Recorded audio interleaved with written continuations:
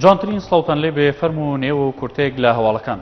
وەزارەتی دەرەوەی عێراق لە بەیاننامەیەکدا ڕێگەیاندەوە عێراق بە سەرۆکایەتی زێبەری سەردانی تورکیا کردو لەگەڵ عەبدوڵای گول سەرۆکی وڵاتە ڕۆژی ناوچەکان تاوتۆ کردووە. وتیشی گول سەردانی وەفدە عێراقیەکەی بانگاوێکی گرنگ لە قەڵەم داوە بۆ کۆتایهێنان باگژیەکانی نێوان بەغدا و ئەنقەرە. بەیاننامەکە ڕوونی کردەوە کە هۆشیارزێباری وەزیری دەرەوەی عێراق لە کۆبوونەوەکەدا ئاشکرای کردووە کە ئەماش لە سەردانەکەی بۆ تورکیا پێشخستن و فراوانکردنی مەودەی پەیوەندیەکانی نێوان هەردوو وڵاتە لە سەرجەم بوارەکاندا داواشی لە سەرۆکۆماری تورکیا کرد پشتگیری لە عێراقی نوێ بکات تا ئاسایشتیدا جێگیر بێت. سەرچاوێکی بەرپرس لە دەستەی پرۆسەکانی دوی سەر بە کۆمپانیا هەڵکردنی عێراقی ئاشکراکە کە توانیوێنە 28 بیری نەودەڵکردن و کاری چاکسازیان بۆ ئەنجام بدەن. سەرچاوەکە بە سۆمرنی جێڕاگەیان کە درێهونەری و ئەندازیارەکانی دەستەکە لەم ساڵدا 20 بیرەنەوتی نوێیان هەڵکردووە و کاری چاکسازیان بۆش بیرەنەوتی تر کردووە. وتیشی 20 بیرەنەوتەکە بەسەر کەڵگەکانی بەیحسەن و جەمبور و کەرکووک و خەبازدا دابەش بوون. وتیشە و بیرانە لە سەدا 80 کۆی ئەو 35 بیرەنەوتن کە دەستەکە بەنیازە لەم ساڵدا کاریان لەسەر کرد.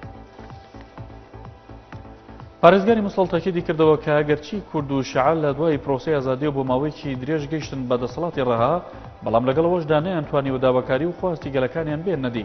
لە بەیاننامێکدا سەرنجەفی ڕایگەیان تا ئێستا کورد نەهامەتی هەڵەبجەیان کردوتە ناونیشان و سنبولێک بۆ لاوازی پێناسەنەتەوە یەکەیان. ڕوونیشی کردەوە تا ئێستا وڵاتی کورد پێناسی خۆی نەدۆزیوەتەوە بۆ چەسپاندنی ئابووری و سیاسی خۆی. سەرچاوەیەک لە پۆلیسی پارێزگای دیالە ئاشکرای کرد ئەمڕۆ 6 خانوو کە خاونەکانیان کارمەندی یاساییش و هاوڵاتی ڕاگوازراون لە ڕێگەی ژمارەێک بۆمبی چێنراوەتە خێنانەوە بەهۆیان و 16 کەس کوژدان و بریندار بوون. سەرچاوەکە بە ماڵپەڕی مەداپرێسی ڕاگەیان ڕووداوەکە لە گەڕێکی ئەندازیاران لە ناوڕاستی باقوبە بوو و باوەیەوە تاوی خانووەکان خاپور بوون و 4 کەسیش کوژراون و 12 دیکەش بریندار بوون. سەرچاوەیەک لە وەزارەتی ناوخۆی عێراق ئاشکرای کرد شەوی ڕابردوو بۆمبێکی چێنراو لە نزیک قاوەخانەیەکی میلی لە شاری بەغدا تەخیەوە بەهۆیەوە 9 کەس بوونە قوربانی.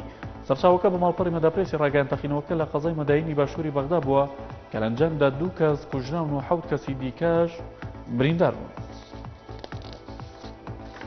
لە دوای ئاشکرابوونی سێخوڕیکردنی ئەمریکا لەسەر وڵاتانی ئەوروپا هەرێک لە فەڕەنسا و ئەڵمانیا پێشنیازێکیان بۆ ئەنجامدانی گفتوگۆ لەگەڵ ویلایەتە یەکگرتووەکانی ئەمریکا خستە ڕوو.